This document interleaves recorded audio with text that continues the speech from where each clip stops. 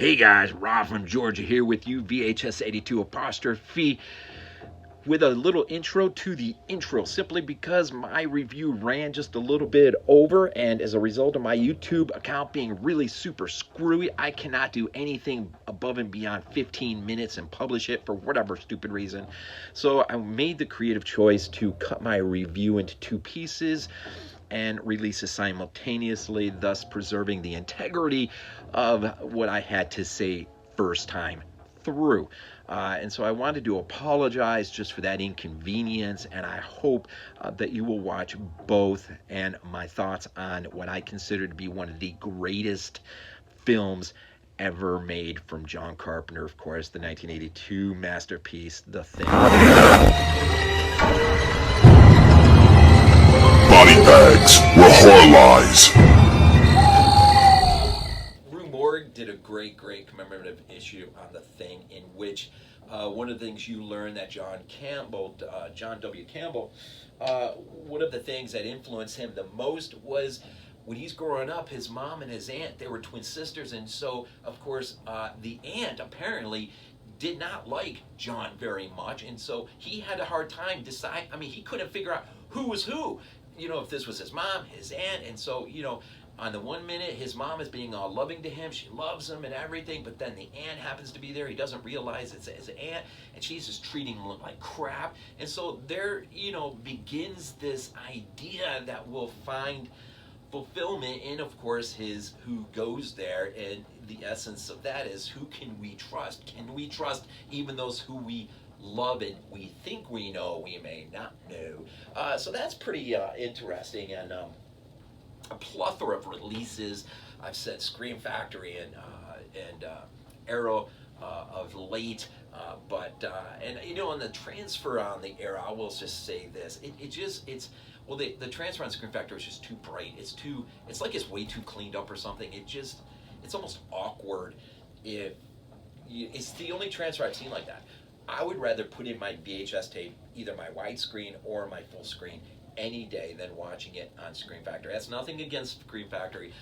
The packaging and the extras, what they did to go above and beyond, is absolutely fantastic. And if you love The Thing, it ought to be in your collection.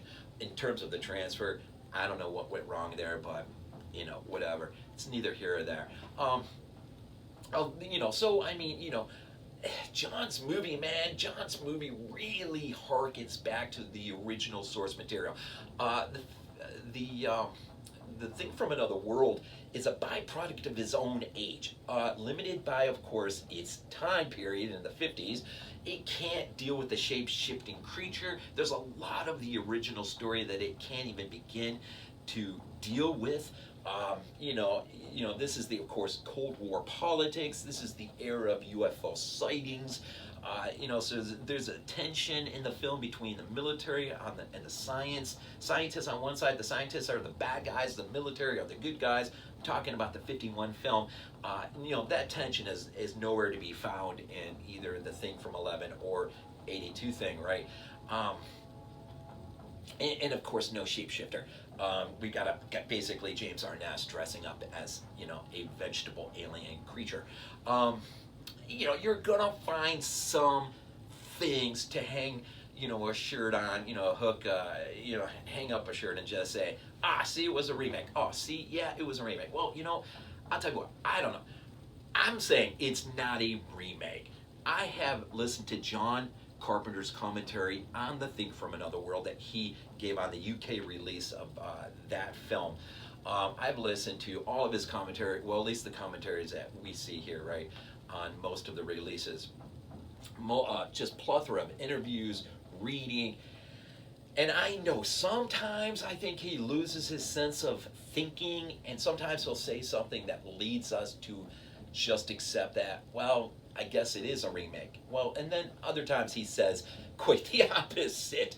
I think for him, if you got him on a really good day and he's really thinking clear about the Thing, I think he would have no problem standing on the side of doing a remake of the 1951 film was not our intention. That is not what I strove to do. What I wanted to do was go back to the original source material and create a film out of there, which I will say I wish the 2011 film of The Thing, I know it's a forensical approach of The Thing, but I wish they would have done the same thing and gone back to the original source material, because there, as I shared with you at the beginning, there are a lot of things, and way more than I just shared. I highly suggest that you get a copy of John W. Campbell's original story, Who Goes There. I think you'll find it absolutely fascinating, the things that have been left out of the 11 film, the 51 film, the 82 film. And I think as you read it, you'll really enjoy it for what it is as the original source material. But then I think you'll have a much greater love for John's movie and how much it strove to bring to life this film, but leaving a lot of things to the side. I mean, the three other aliens, and maybe more, who knows, that might have been on the ship, that got out of the ship, and they're just floating in the ice.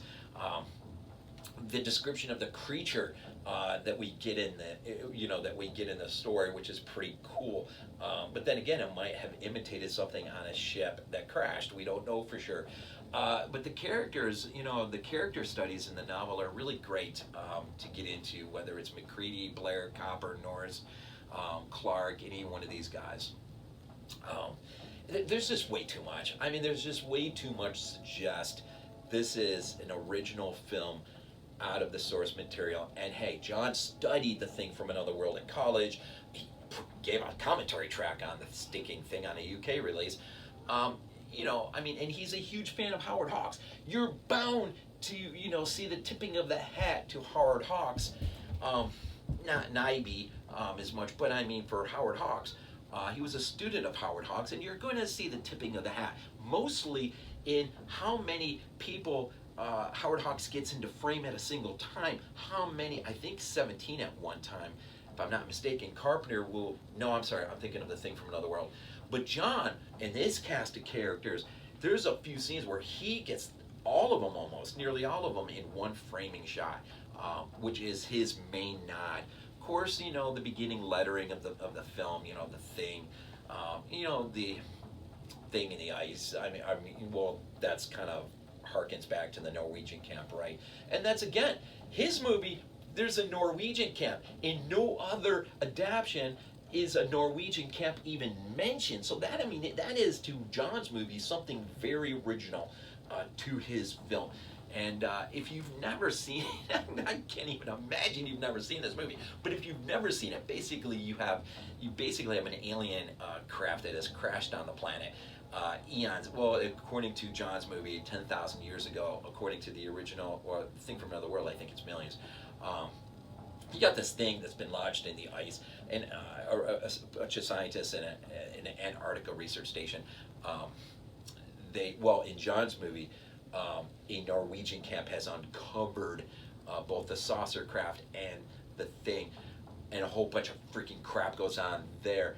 What we have is the aftermath of that camp, and a dog who's carrying the thing with him into the American camp, where we find Kurt Russell and Keith David and Richard Mastiff and T.K. Carter, of course, Wilford, Brimley, and I can go on Dysart, of course, Hallahan. I can go on and on and on. It is an incredible cast, and they basically, and then it's all male cast, and they basically have to deal with the entrance of this alien into their camp, who can shapeshift, and they have no idea who is the thing and who is not the thing.